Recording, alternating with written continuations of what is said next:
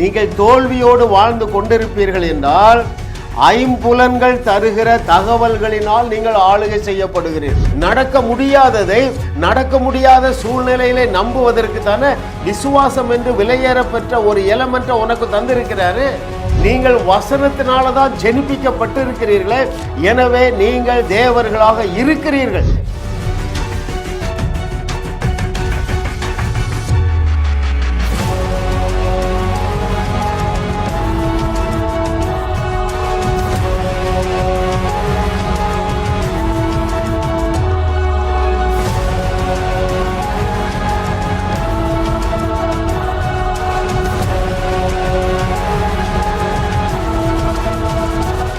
மகிமையின் நம்பிக்கையாக உங்களுக்குள்ளே வாசம் பண்ணுகிற கிறிஸ்து இயேசு நாமத்தினாலே நீங்கள் இப்பொழுது இருக்கிறதை காட்டிலும் 1000 மடங்கு ஆசீர்வதிக்கப்படுவீர்களாக என்று சொல்லி நான் இந்த செய்தியின் துவக்கத்திலேயே நான் உங்களை ஆசீர்வதிக்கிறேன். நான் சொன்னபடி தான் நீங்கள் ஆசீர்வதிக்கப்படுவீர்கள். அதற்கு தேவை என்னவென்றால் நாம் 2 பேர் ஒருமனப்பட்டால் போதும்.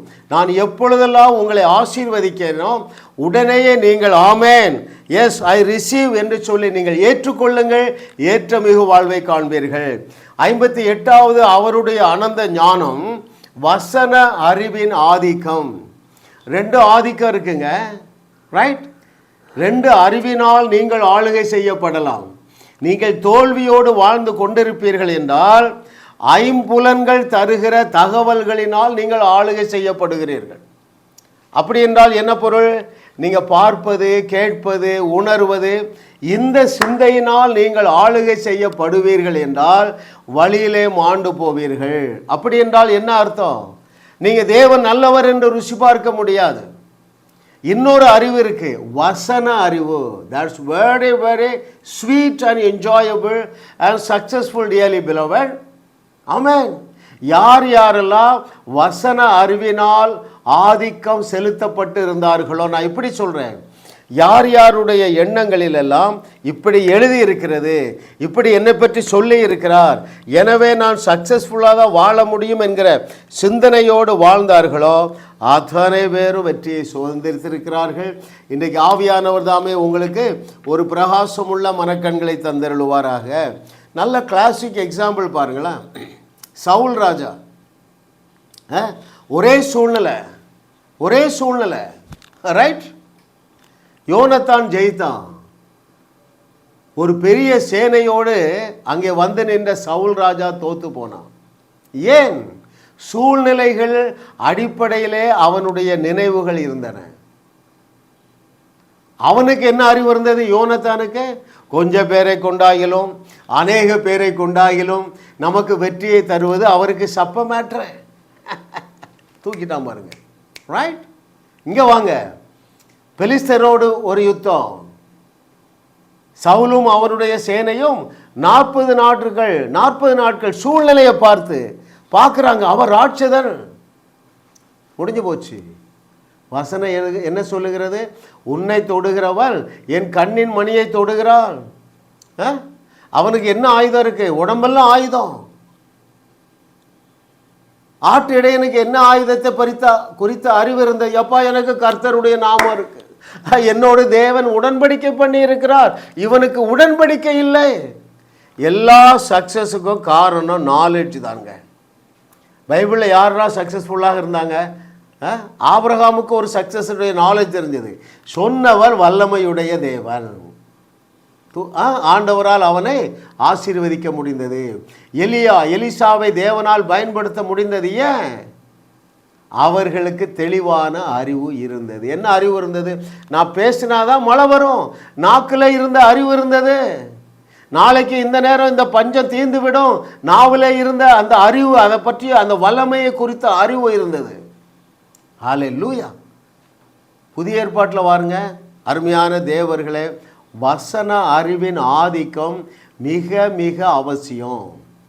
நீங்கள் ஐம்புலன்கள் சொல்லுகிற தகவல்களின் அடிப்படையிலே நீங்கள் ஆளுகை செய்யப்படுகிறதுனால தான் இன்னும் உங்கள் கடன் பிரச்சனை தீரவில்லை, இன்னும் உங்கள் கேன்சர் கட்டி மறையவில்லை, இன்னும் உங்கள் பிள்ளைகளுக்கு திருமணம் நடக்கவில்லை, திருமணமானால் குழந்தை இல்லை. ஏன்?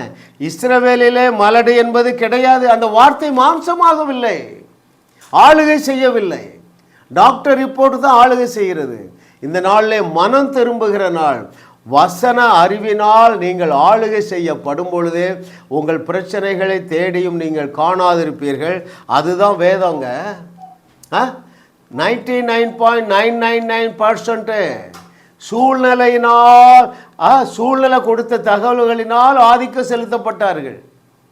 அவர்கள் ராட்சதர்கள், நாம் வெட்டுக்கிளிகள். ரைட்? வசன அறிவோடு வந்தான் யோசுவா. எந்த வசனத்தோடு வந்தானே வாசிக்கட்டுமா? யோசுவாவின் புஸ்தகம் 1வது அதிகாரம் 3 மற்றும் 5வது வசனங்களை நான் உங்களுக்கு வாசிக்கிறேன். The book of Joshua chapter 1 verses 3 and 5. நான் மோசேக்கு சொன்னபடி உங்கள் காலடி மிதிக்கும் எவ்விடத்தையும் உங்களுக்கு கொடுத்தேன். 5வது வசனம், நீ உயிரோடு இருக்கும் நாளெல்லாம் ஒருவரும் உனக்கு முன்பாக எதிர்த்து நிற்பதில்லை. நான் மோசேயோடு இருந்தது போல உன்னோடும் இருப்பேன். நான் உன்னை விட்டு விலகுவதும் இல்லை, உன்னை கைவிடுவதும் இல்லை. இந்த வார்த்தையினால் உண்டான அறிவு காலேபையும் யோசுவாவையும் ஆளுகை செய்தது, ஆதிக்கம் செலுத்தியது. 99.999% உண்மையை பார்த்தாங்க. அவர்கள் ராட்சதர்களா? ஆமா. இது வனாந்தரமா? ஆமா. ரைட்? வார்த்தையை வசன அறிவினால் நிரப்பப்பட்டிருந்த காலேபு என்ன சொன்னா, நாம் அவர்களுக்கு இரையாக மாட்டோம், அவர்கள் நமக்கு இரையாவார்கள். ஏன்? இந்த வசனத்தை பிடிச்சிட்டா. எப்பா, சொன்னவர் சாதாரண ஆள் இல்லைங்க. அண்ட சராசரங்களையும் சிருஷ்டித்த தேவன் என்னோடு சொல்லியிருக்கிறார். என்ன சொல்லியிருக்கிறார்? நீ உயிரோடு இருக்கும் நாளெல்லாம் ஒருவனும் உனக்கு முன்பதாக நிற்பதில்லை. அந்த கானானை எனக்கு கொடுத்துட்டேன்னு சொல்லிட்டாருப்பா. ஹல்லேலூயா. நீங்கள் எந்த அறிவினால் ஆதிக்கம் செலுத்தப்பட்டிருக்கிறீர்கள்? முக்கியமான கேள்விங்க. டாக்டர் சொல்லிட்டாரு 4th ஸ்டேஜ் கேன்சரு, சுகமாக முடியாது. நீ ஒரு ஊழியக்காரனாக இருக்கலாம் அல்லது ஊழியக்காரியாக இருக்கலாம். நீ இதை இந்த தகவல்கள், டாக்டருடைய தகவல்களினால் உன்னுடைய சிந்தை ஆளுகை செய்யப்பட முடியும் என்றால் நீ எப்படி விசுவாசத்தோடு ஜெபிக்க முடியும்? டாக்டரே சொல்லிட்டாரு, அந்த பாஸ்டர் எப்படி தான் போயிட்டாரு, முடிஞ்சு போச்சு. வேதம் என்ன சொல்லுகிறது? ரைட்? அவருடைய தழும்புகளால் குணமானீர்கள். இந்த வசனம் உங்களுக்கு ஆளுகை செய்கிறதா? That's a question. உங்கள் வாழ்க்கை சக்ஸஸ்ஃபுல்லாக இல்லைன்னா இன்னைக்கு சீரியஸாக இந்த செய்தியை கேளுங்க. எந்த ஏரியாவிலே நீங்கள் பாதிக்கப்பட்டிருப்பீர்கள்? வாழ்க்கையில் ஒரு சந்தோஷம் இல்லையா? இயேசு கிறிஸ்து என்ன சொல்லிட்டு போனார்? என்னுடைய சந்தோஷத்தையே வைத்து விட்டு போகிறேன். ரைட்? அது எப்படிப்பட்ட சந்தோஷம்? நிலையான சந்தோஷம், நிறைவான சந்தோஷம். வெளிச்சத்துக்குள்ளே வாங்குங்க. வசன அறிவினால் ஆதிக்கம் செய்யப்பட கடந்த 7-8 ஆண்டுகளாக நான் என்னை ஒப்பு கொடுத்தேன். எங்கள் வாழ்க்கையில் கண்ட வியாதியெல்லாம் ஓடிவிட்டன. குடும்பத்துக்குள்ளே நல்ல ஐக்கியம் வந்தது. வியாதி இல்லை, வியாகுலம் இல்லை, விரக்தி இல்லை, விபத்து இல்லை, பணப்பிரச்சனை இல்லைங்க. Hallelujah. Oh thank you lord for your goodness. நீயோ அநேக ஜாதிகளுக்கு கடன் கொடுக்கும்படியாக தேவன் எழுதி தந்திருக்கிறார. எப்படி உனக்கு கடன் இருக்கலாம்? ஏன் கடன் இருக்கு? எங்கள் அப்பா வாங்கின கடன், எங்கள் அப்பாவும் கடனில் தான் இருந்தாங்க, நானும் கடனில் தான் இருப்பேன். முடிஞ்சு போச்சு. நீ சாபத்தை விரும்புகிறாய், தேவனால் உனக்கு உதவி செய்ய முடியவில்லை. இந்த நாள் மனம் திரும்புகிற நாள் என்று கர்த்தர் சொல்லுகிறார். ஹல்லேலூயா. Oh thank you master. ஐம்புல அறிவுக்கு பவுல் ஒரு பெயர் கொடுத்துருக்காங்க. ஐம்புல அறிவுனால் என்ன? சூழ்நிலைகள் எப்படி இருக்கிறதோ அதன் அடிப்படையில் தான் விளைவு இருக்கும் என்கிற பொய்யை நம்புகிறவர்கள். பவுல் என்ன பெயர் கொடுத்திருக்கிறார் தெரியுமா? வீணான சிந்தையுடையவர்கள். நான் அதை உங்களுக்கு வாசிக்கட்டுமா? எபேசியர் 4வது அதிகாரம் 17வது வசனம். The book of Ephesians chapter 4 verse 17. ஆதலால் கர்த்தருக்குள் நான் உங்களுக்கு சாட்சியாக சொல்லி எச்சரிக்கிறது என்னவெனில், மற்ற புறஜாதிகள் தங்கள் வீணான சிந்தையிலே நடக்கிறது போல நீங்கள் இனி நடவாமல் இருங்கள். Very very important truth. தேவனை அறியாதவர்களைப் போல நீங்க சிந்திக்காதீங்க. அது வேஸ்ட் திங்கிங். ரைட்? அப்படி என்றால் என்ன? அவர்கள் எல்லாவற்றையும் பிராக்டிக்கலாக தான் பார்க்க முடியும். அவர்கள் தேவனுடைய ராஜ்யத்தை பற்றி அறிவில்லாதவர்கள். ஆனால் தேவனுடைய ராஜ்யத்துக்குள்ளே உட்பிரவேசித்த பிறகும் நீ இன்னும் பிராக்டிக்கலாக திங்க் பண்ணினீன்னா என்ன ஆகுங்க?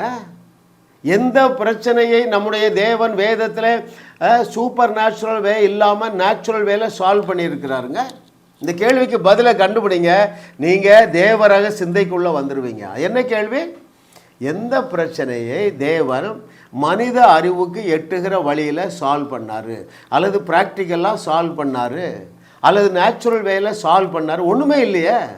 எல்லா his ways are always supernatural தானே, right? Hallelujah. Oh thank you lord for your goodness, thank you lord for your supernatural provision. வசன அறிவின் ஆதிக்கம். யோசுவாவிட்ட என்ன சொன்னார்? ஒருத்தனும் உனக்கு முன்னால் எதிர்த்து நிற்க முடியாது, அவர்களுக்கு நான் அவர்களை முதுகு காட்ட பண்ணுவேன். நீங்கள் இப்போ எந்த பிரச்சனையை சந்திக்கிறீங்க? உங்கள் கணவன் குடிக்கிறானா?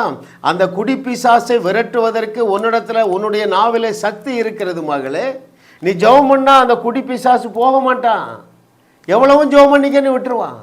எந்த பிரச்சனையை தீர்ப்பதற்கு இயேசு கிறிஸ்துவோ அல்லது அவருடைய சீஷர்களோ ஜெபம் பண்ணாங்க. தனியாக தேவனிடத்திலே ஜெபம் பண்ணினார்களே தவிர மற்றபடி எல்லா பிரச்சனையும் பார்த்து பேசினார்கள். சூப்பர் நேச்சுரலாக தீர்வு வந்தது. என்னுடைய செய்தியை ஒரு சகோதரன் கேட்டார் பாருங்க, மோகன் பள்ளிக்கரணை, 17 ஆண்டுகள் குடி. காலையிலே பாட்டில் வாங்கிட்டு வந்து வீட்டுக்குள்ளே போய் கதவை பூட்டிடுவார். ஏன்னா கடன்காரங்க வந்துடுவாங்க. ஒரே செய்தி தான் கேட்டாங்கங்க, குடியிலிருந்து வெளியே வந்து விட்டார்கள். நீங்கள் உங்கள் கணவனோடு போராடி கொண்டு இருக்கிறீங்களா? என்னோட தொலைபேசியில் தொடர்பு கொள்ளுங்கள். நான் அந்த சகோதரனுடைய நம்பரை உங்களுக்கு தரேன், அவர்கிட்ட பேசுங்க. எப்படி பிரதர் 17 ஆண்டுகள் குடிப்பிரச்சனையிலிருந்து வெளியே வந்தீங்க? ஐயா, வசன அறிவினாலே நான் ஆதிக்கம் செய்யப்படுகிறேன். 6 மாதங்கள் ஆகிட்டு நான் குடிக்கிற எண்ணமே வரலங்க. Hallelujah. Oh thank you lord for your goodness, thank you master. நீங்கள் வசன அறிவினால் ஆளுகை செய்யப்படவில்லை என்றால் என்னவென்று சொல்லி பவுலிடத்தில் கேட்போமா? அதே எபேசியர் 4வது அதிகாரம் 18வது வசனத்திலே, அவர்கள் புத்தியில் அந்தகாரப்பட்டு தங்கள் இருதய கடினத்தினால் தங்களில் இருக்கும் அறியாமையினாலே தேவனுடைய ஜீவனுக்கு அந்நியர்களாயிருந்து, தேவனுடைய ஆசீர்வாதங்களுக்கு அந்நியர்களாயிருக்கிறீர்கள். ஏன்? வசனம் உங்களை ஆளுகை செய்யலைங்க. நீங்கள் 2.5 கோடி ரூபா கடனில் இருக்கிறீங்க, 10 வருஷம் ட்ரை பண்ணி பார்க்குறீங்க, 2.5 கோடி 25 கோடி ஆயிடுது. ஏன்? வசனம் உங்களை ஆதிக்கம் செய்யவில்லை. வசனம் என்ன சொல்லுகிறது? நீயோ கடன் வாங்காதிருப்பாய், அநேக ஜாதிகளுக்கு கடன் கொடுப்பாய், ரைட்? நீ வாளாக இருக்க மாட்டா, நீ தலையாதான் இருப்பா. இப்படிப்பட்ட வசனங்கள் உங்கள் சிந்தையை ஆதிக்கம் செலுத்தும் என்றால் எப்படிங்க கடன் தீராமல் இருக்கும்? ஒரு 40 வருஷம் விசுவாசி கேட்குறாங்க, ஐயா உங்கள் செய்தி ஒன்று கேட்டேன், எனக்கு 20 லட்சம் ரூபா கடன் இருக்குது, எனக்கு சோர்ஸே இல்லை, எப்படி கடன் அடையும்னு கேட்குறாங்க. உனக்கு அதனால உனக்கு என்னமா பேர்? விசுவாசி. ஏன் நீ விஷ ஊசியாக இருக்கா? ஐயா, நடக்கக்கூடியதை நம்புவதற்கு விசுவாசம் என்று ஒன்று தேவையில்லையே. நடக்க முடியாததை, நடக்க முடியாத சூழ்நிலையிலே நம்புவதற்கு தானே விசுவாசம் என்று விலையேறப்பெற்ற ஒரு எலமெண்ட்டை உனக்கு தந்திருக்கிறாரு, ரைட்? அவன் நம்புனானே. யார் நம்புனா? சரீரம் செத்து போச்சு, கர்ப்பப்பையும் செத்து போச்சு, ஆனால் என்னிடத்திலிருந்து ஒரு சந்ததி தோன்றும். மரியாள் நம்புனால, எனக்கு இன்னும் திருமணமாகவில்லை, ஆனால் வார்த்தை கண்டிப்பாக நான் ஒரு குழந்தையை பெற்றெடுப்பேன், அவன் தேவகுமாரனை நான் பெற்றெடுப்பேன் என்று அந்த ஆபிரகாம் போன்றவர்களால் மரியாளால் விசுவாசிக்க முடிந்தது என்றால், இந்த 21வது நூற்றாண்டில் வாழுகிற விசுவாசியை உன்னால் விசுவாசிக்க முடியும். என்ன பிரச்சனைனா, நீ பார்க்கிறது, கேட்கிறது, வாசிக்கிறது, இதனாலே உன்னுடைய சிந்தையை நீ நிறைத்து வைத்திருக்கிறாய். அவைகளெல்லாம் தூர போடு. நான் கேரண்டீடாக சொல்கிறேங்க, கேரண்டீடாக சொல்கிறேன். ஒரு 3 மாதங்களுக்கு வேறு செய்தியை கேட்கக்கூடாது, நியூஸும் நீங்கள் பார்க்காதீங்க. உங்கள் பிரச்சனை தீரலையா? 10 வருஷம் 20 வருஷம் உனக்கு குழந்தை பிறக்கலை, ரைட்? வியாதி தீரலை, ரைட்? உன் புருஷன் குடியிலேருந்து வெளியே வர முடியாமல் தவிக்கிறான், 3 மாதங்கள் கதவை அடைச்சிக்க. என் செய்தியை டெய்லி ஒரு 5 செய்தி கேளு. 90 நாளில் 450 செய்தி கேட்பா. கதவை திறந்து பாரு, அங்கே எல்லாமே நன்மையும் கிருபையினால் நிறைந்திருக்கும். உன் புருஷன் குடியிலேருந்து வெளியே வந்து ஏன் நீ விசுவாசித்தால் தேவனுடைய மகிமையை காண்பாய். அந்த தேவனுடைய மகிமை குடிகாரனாய் இருந்த உன் கணவனை சுகமாக்காதா?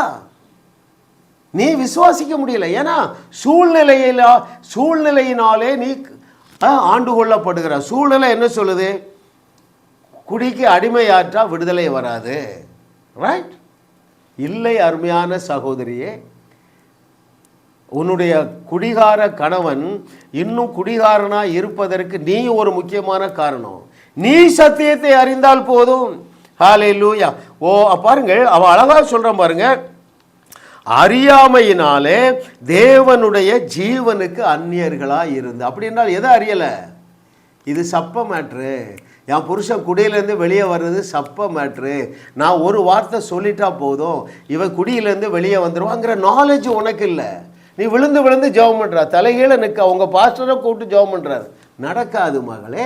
வேதத்துக்கு வா, வசன அறிவினால் நிரப்பப்படு. ஹல்லேலூயா. Oh thank you master. ஓ ஹல்லேலூயா. பாருங்கள், வேதம் எங்கும் தேடி வாசியுங்கள். தேவன் யார் யாரெல்லாம் வசன அறிவினால் நிரம்பி இருந்தார்களோ அவர்களைத்தான் தேவனால் விடுவிக்க முடிந்திருக்கிறது. அவர்களைத்தான் தேவனால் ஆசீர்வதிக்க முடிந்திருக்கிறது. அவர்களை கொண்டு தான் தேவன் தம்முடைய திட்டங்களை நிறைவேற்ற முடிந்து இருக்கிறது. Hallelujah. Oh thank you lord for your goodness. தங்களை சுற்றியுள்ள ஆனந்த வாழ்வை அனுபவிக்காதவர்கள், ரைட்? நம்முடைய முதல் பெற்றோர், அவங்களுக்கு இதே தான் பிரச்சனை. இதே தான் பிரச்சனை. என்ன பிரச்சனை? தேவனுடைய வார்த்தையினாலே அவர்களுக்கு அந்த அறிவு வேலை செய்யலை. தேவன் என்ன சொல்லியிருந்தாரு? என்னுடைய சாயல், என்னுடைய ரூபம், அப்புறம் என்னது, ஆளுகை எல்லாம் கொடுத்துருக்கேன்னாரு. அந்த வசனத்தை கொடுத்த அறிவு இல்லை. எனவே சூழ்நிலை, பிசாசு ஆதிக்கம் செலுத்த ஆரம்பிச்சுட்டான். மிக முக்கியமான ட்ரூத்துங்க. இந்த பிரச்சனை இன்னைக்கு நேற்று இல்லைங்க, ஏதேன் தோட்டத்திலே துவங்கி விட்டது. தேவனுடைய வார்த்தை என்ன வந்தது? நான் அதை வாசிக்கட்டுமா? அங்கே ஆதியாகமம் 1வது அதிகாரம் 26 மற்றும் 28வது வசனங்கள் வாசிக்கிறேன். தேவன் ஆதாமோடு சொல்லுகிற வார்த்தை, பின்பு தேவன் நமது சாயலாகவும் நமது ரூபத்தின்படியே மனுஷனை உண்டாக்குவோமாக, பூமி அனைத்தையும் பூமியில் ஊறும் சகல பிராணிகளையும் ஆளக்கடவர்கள். ரைட்? தேவனுடைய சாயல்ல படைத்து. அப்படின்னா என்ன பொருள்? தேவனுக்கு இருந்த அதே மகிமை அது என்ன செய்யும்? சூப்பர் நேச்சுரலாக பெர்ஃபார்ம் பண்ணும். ரைட்? ஏனென்றால் ஆதாமும் ஏவாளும் தேவனை போல தகுதி அடைந்து இருந்தார்கள். இந்த அறிவு அவர்களுக்கு இல்லை என்பதே வஞ்சகக்காரனாகிய சாத்தா அறிஞ்சிருந்தான். சிம்பிளாக விளத்தட்டிட்டான். என்ன சொன்னா? இந்த மரத்தின் கனியை புசித்தால் நீங்கள் தேவனை போல மாறிவிடுவீர்கள் என்று சொன்னான். நம்முடைய முதல் பெற்றோர் இந்த சத்தியத்தை அறிஞ்சிருந்தா என்ன சொல்லியிருப்பாங்க? பலைப்போ சாத்தானே, இப்பொழுதே நாங்கள் தேவனை போல தான் இருக்கிறோம் என்று சொல்லியிருப்பாங்களா இல்லையா? அந்த அறிவு அவங்களுக்கு வேலை செய்யலை, ஆதிக்கம் செலுத்தவில்லை. ஹல்லேலூயா. இன்றைக்கு நான் உங்களை பார்த்து அதே கேள்வியை கேட்கிறேன். தேவன் நம்முடைய முதல் பெற்றோரிடம் சொல்லி தான் இருந்தார். என்ன சொல்லியிருந்தார்? நீங்கள் என்னுடைய சாயலில் இருக்கிறீர்கள் என்று சொன்னார். எழுதி கொடுக்கல. இன்றைக்கு உங்களுக்கு இயேசு கிறிஸ்து சொன்ன வார்த்தையை எழுதி கொடுத்திருக்கிற யோவான் 10:34 மற்றும் 35வது வசனங்களே, நீங்கள் ஏற்றுக்கொள்ளவில்லை என்றால் நீங்களும் ஆதாம் ஏவாளோடு சேர்ந்தவர்கள் தானே. அவர்களாவது தேவனை போலத்தான் இருந்தார்கள். இதை கேட்டுக்கொண்டிருக்கிற மகனே மகளே, நீ தேவனாகவே இருக்கிறாய் என்று சொன்னவர் யார்? இயேசு கிறிஸ்து. அவர் சொல்லி விட்டு போனது மாத்திரமல்ல, எழுதி கொடுத்துருக்குதுங்க. எழுதி கொடுத்துருக்கிறது. இந்த வசனம் உங்களை ஆளுகை செய்யட்டும். இந்த அறிவு உங்களை ஆதிக்க செலுத்தட்டுங்க. எந்த வசன அறிவு நான் வாசிக்கிறேன்? யோவான் 10வது அதிகாரம் 34 மற்றும் 35வது வசனங்கள். இயேசு அவர்களுக்கு பிரதியுத்தரமாக, தேவர்களா இருக்கிறீர்கள் என்று நான் சொன்னேன் என்பதாய் உங்கள் வேதத்தில் எழுதியிருக்கவில்லையா? தேவ வசனத்தை பெற்றுக்கொண்டவர்களை தேவர்கள் என்று அவர் சொல்ல இருக்க, வேத வாக்கியமும் தவறாததா இருக்க. உங்களுக்கு எனக்கு என்னங்க உரிமை இருக்கு ஆதாம் ஏவாளை குறை சொல்ல? No right at all. அவர்கள் தேவர்களைப் போலதான் இருக்கிறீர்கள் என்று சொன்னதை நம்முடைய முதல் பெற்றோர் ஏற்றுக்கொள்ளவில்லை. அதே போல இன்றைக்கு 99.9999% விசுவாசிகள் நல்ல தேவனுடைய பிள்ளைகள் இயேசு கிறிஸ்துடைய வார்த்தையை தூக்கி ஓரமாக வச்சாச்சு. நடக்கிறது என்ன? நீ என் வசனத்தை மறந்தா நான் உன் பிள்ளைகளை மறக்கிறேன். நீ காலையிலே ஒரு சகோதரி அழைக்கிறாங்க ஜெர்மன்ல இருந்து, மகன் 32 வயசு, ஒரே குடி, கல்யாணமும் ஆகலை, அழுக அழுக அழுக. நான் யோசித்து பார்க்குறேன், இந்த இயேசு கிறிஸ்துவுடைய வசனத்தை நீங்கள் சீரியஸாக எடுக்கிறீர்களா? சோர்ஸ் சொல்கிறாரு பாருங்க, எதினாலே நாம் தேவர்களா? தேவ வசனத்தை பெற்றுக்கொண்டு இருக்கிறதுனால. அப்படி என்றால் என்ன பொருள்? நீங்கள் வசனத்தினால தான் ஜெனிப்பிக்கப்பட்டு இருக்கிறீர்களே, எனவே நீங்கள் தேவர்களாக இருக்கிறீர்கள். இருங்கள் என்று சொல்லவில்லை, இருக்கிறீர்கள் என்று சொன்ன நம்முடைய நாதனாகிய இயேசு கிறிஸ்துடைய வார்த்தைக்கு இன்றைய திருச்சபை கொஞ்சமாவது மரியாதை கொடுக்குதா? அதை பேசுதா? அது பிரசங்கம் பண்ணுதா? அதை டிஸ்கஸ் பண்ணுகிறதா? நீங்கள் தேவர்களா இருக்கிறதுனால எனக்கு மிகவும் பிரியமானவர்களே, உங்களால் என்னெல்லாம் செய்ய முடியும்? பவுல் சொன்னதை சொல்லட்டுமா அல்லது இயேசு கிறிஸ்து சொன்னதை சொல்லட்டுமாங்க? பவுல் சொன்னதை சொல்லிடுறேன் பாருங்க. பவுல் என்ன சொல்றான்? நீங்கள் நீதிமான்கள் ஆக்கப்பட்டு இருக்கிறீர்கள். ரோமர் முழுவதும் இதைத்தான் எழுதுறாருங்க. நீங்கள் நீதிமான்கள் ஆக்கப்படவில்லை, தேவ நீதிமான்கள் ஆக்கப்பட்டு இருக்கிறீர்கள். நீங்கள் பரிசுத்தமாக்கப்பட்டு இருக்கிறீர்கள், நீங்கள் பரிபூர்ணமாக்கப்பட்டு இருக்கிறீர்கள். ஹல்லேலூயா. இயேசு கிறிஸ்து என்ன சொன்னார்? நீங்கள் தேவர்களாக இருக்கிறதுனால நான் செய்ததை விட பெரிய கிரியைகளை செய்வீர்கள். இந்த வசனம் உங்கள் அறிவை ஆளுகை செய்கிறதா? யாருடைய பாவங்களை மன்னிக்கிறீர்களோ அவருடைய பாவங்கள் மன்னிக்கப்படும். கொஞ்சமாவது இந்த வசனத்தை நீங்கள் சீரியஸாக எடுக்கிறீங்களாங்க? இயேசு கிறிஸ்து நம்மை பற்றி சொன்ன அந்த 10 வசனங்களையும் உங்கள் பிள்ளைகளுக்கு சொல்லி கொடுங்க.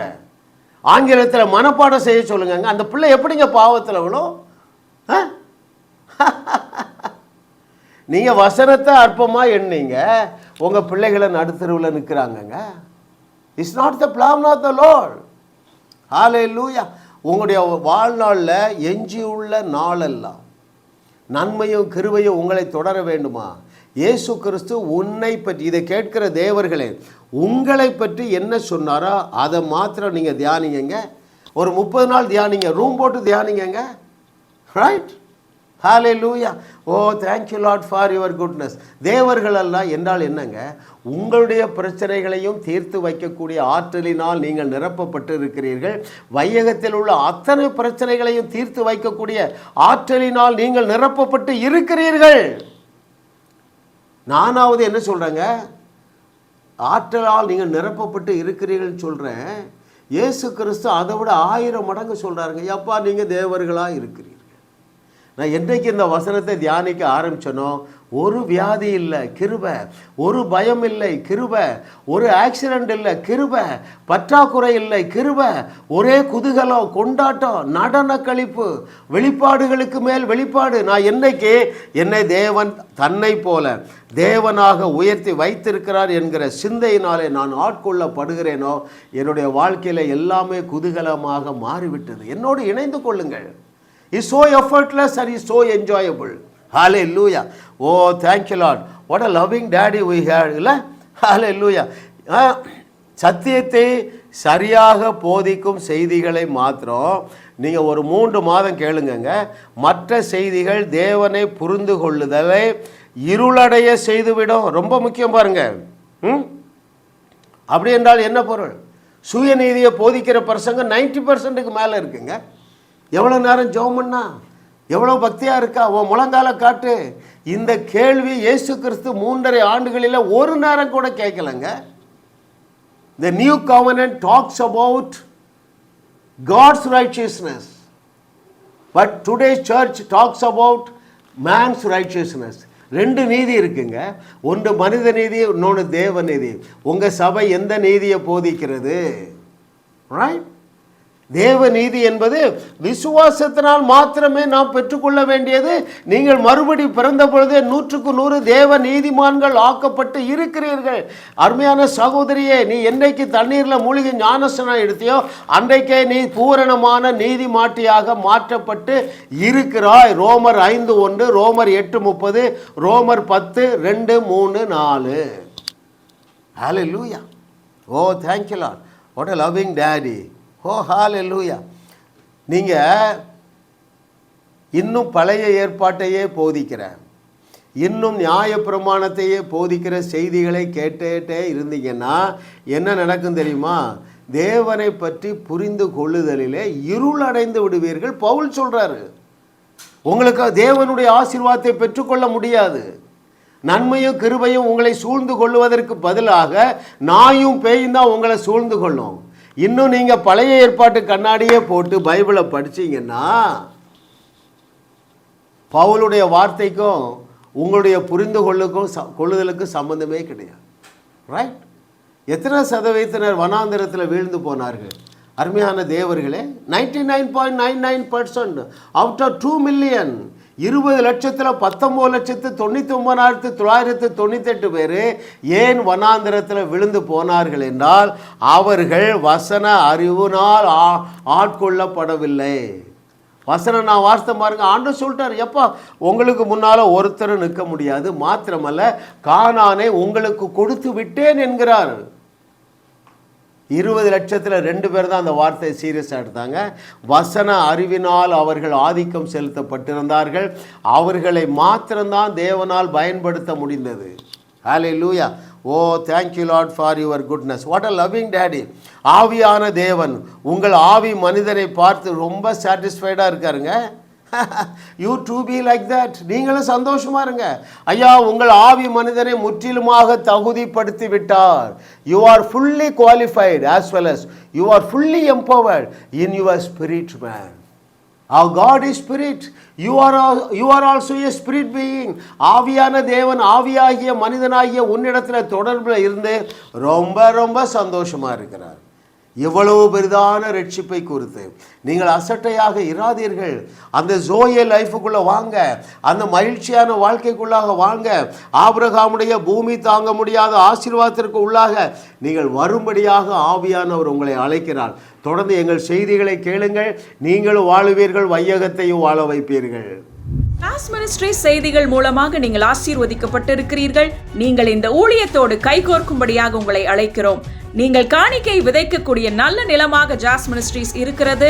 விசுவாசத்தோடு உற்சாகமாக பெருக விதையுங்கள். தேவன் உங்களை 1000 மடங்கு பெருக செய்வார். வாரந்தோறும் சென்னை முகப்பேரில் நடைபெறும் கிங்ஸ் அண்ட் குயின்ஸ் அசம்பிளி ஞாயிறு ஆராதனைக்கு அன்புடன் அழைக்கிறோம். சத்தியத்தை சரியாக அறிந்து வெற்றி வாழ்க்கை வாழுவீர்கள். சென்னையில் உள்ள உங்கள் நண்பர்கள் உறவினர்களையும் 3 மாதங்கள் தொடர்ந்து வரும்படியாக உற்சாகப்படுத்துங்கள். முற்றிலும் ஜெயமான வாழ்க்கை வாழுவார்கள். உங்களையும் வாழ வைத்து உங்கள் மூலம் உலகத்தையும் வாழ வைக்கவே தேவன் எங்களை கிருபையாக அழைத்துள்ளார். விடுதலை பெறவும் சுகத்தை அனுபவிக்கவும் தொலைபேசியில் எங்களோடு தொடர்பு கொள்ளுங்கள். ஜாஸ் மினிஸ்ட்ரீஸ் யூடியூப் சேனலில் தொடர்ந்து செய்திகளை கேளுங்கள். சப்ஸ்கிரைப் செய்யுங்கள். வீடியோக்களை லைக் செய்து பலரோடும் பகிர்ந்து கொள்ளுங்கள். அவர்களும் ஆசீர்வதிக்கப்படட்டும்.